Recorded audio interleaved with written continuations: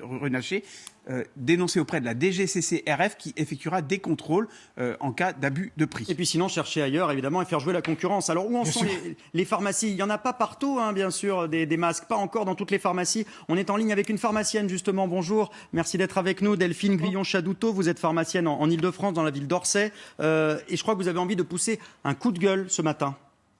Oui, il faut essayer déjà de revenir sur notre situation psychologique et physique depuis 45 jours. Depuis 45 jours, on gère un stock d'État qui est largement insuffisant. On est fliqué, entre guillemets, au masque près et on doit répondre de chaque masque que l'on a distribué aux soignants.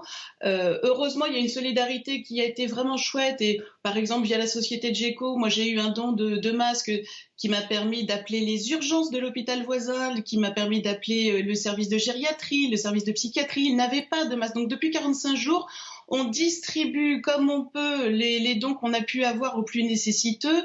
Ça fait 45 jours qu'on passe notre temps à gérer l'impossible et à rechercher l'introuvable, c'est-à-dire de la solution hydroalcoolique, des flacons. Il faut savoir qu'on est en pénurie de flacons aussi, des gants, c'est introuvable. Voilà, on est dans une situation. Quand vous voyez que la grande distribution va vendre à partir de aujourd'hui pour certains, mais sinon à partir de lundi, des centaines de milliers et des millions de masques, et que vous galérez pour en trouver une dizaine.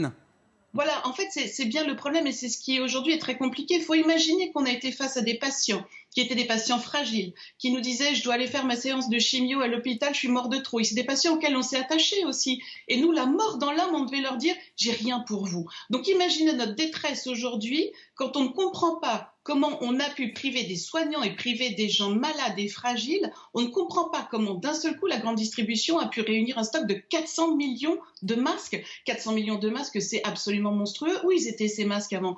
Donc aujourd'hui, la profession ne comprend pas comment, d'un côté, Olivier Véran, depuis des semaines, s'arrache les cheveux avec les masques, et d'un autre côté, Bruno Le Maire et Agnès Pannier-Runacher arrivent à faire un cadeau à la grande distribution de 400 millions de masques. Comment ça se fait que c'est pas quelque chose... Alors attention, on ne parle pas de marché ou de combat sur un monopole, ça n'a rien à voir. Il faut juste imaginer que nous, on était dans un dénouement le plus total, un désarroi le plus total, parce qu'on ne pouvait pas donner, on ne s'agit pas de chiffre d'affaires, on ne pouvait pas donner de masques à des gens qui étaient hyper fragiles, et d'un seul coup, il y a 400 millions de masques qui arrivent en grande distribution. Alors vous soupçonnez quoi? Vous soupçonnez la grande distribution d'avoir fait du stock pour le moment où ils auraient le droit d'en vendre et finalement d'avoir contribué à créer une pénurie? Je ne vais pas aller sur ce terrain-là parce qu'il est un petit peu trop dangereux. En revanche, je ne comprends pas pourquoi il n'y a pas une organisation de l'État pour réquisitionner ce stock et faire en sorte qu'il soit correctement distribué. D'autant qu'il faut quand même réaliser que du coup, ces masques vont être distribués dès lundi. Lundi, à mon sens, on est encore au confinement. Donc, qu'est-ce qu'on va créer? On va créer un afflux de population dans les grandes surfaces pour aller chercher ces masques. Donc, on va mettre les gens les plus fragiles en situation dangereuse. Il faut imaginer qu'encore, moi, hier et avant-hier, je disais à des orthophonistes, à des pédicures-podologues, à des ostéopathes, non, j'ai rien pour vous. Donc même les soignants qui n'ont pas été prévus dans la dotation d'État vont être obligés d'aller eux-mêmes acheter leurs masques. C'est complètement ubuesque. Sur ces 400 millions de masques, il aurait été logique que l'État en réquisitionne ne serait-ce qu'un quart, les redonne aux pharmaciens en disant voilà, ça c'est pour avoir un petit peu de souplesse pour les soignants et c'est aussi pour distribuer aux gens les plus fragiles, les plus 65 ans, les gens qui ont des maladies chroniques, les femmes enceintes. Et ça aurait soulagé tout le monde. On aurait compris. Et là, on faisait notre job. On est bien conscient que... Parce que concrètement, vous n'en avez pas suffisamment. Aujourd'hui, dans vos stocks, dans votre pharmacie, vous n'en recevez pas suffisamment. Mais bien sûr que non.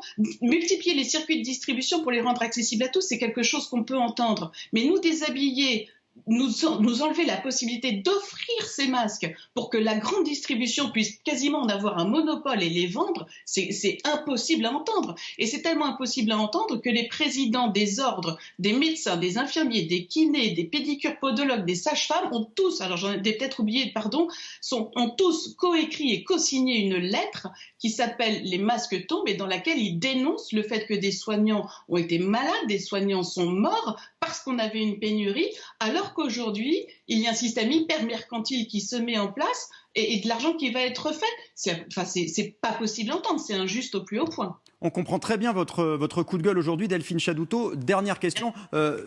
vous, j'imagine que vous estimez que c'est important aussi que les pharmaciens puissent être en première ligne, parce qu'il faut savoir le porter, le masque. Et dans les supermarchés, on achète son masque, on passe à la caisse. Vous expliquez aussi comment le porter correctement et l'enlever, etc.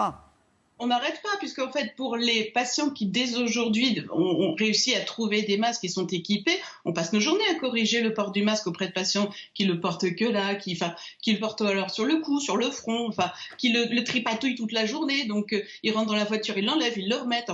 Voilà, ils sont contaminés, ces masques sont contaminés par les mains. Donc oui, on a en plus toute une éducation à faire autour de ces masques.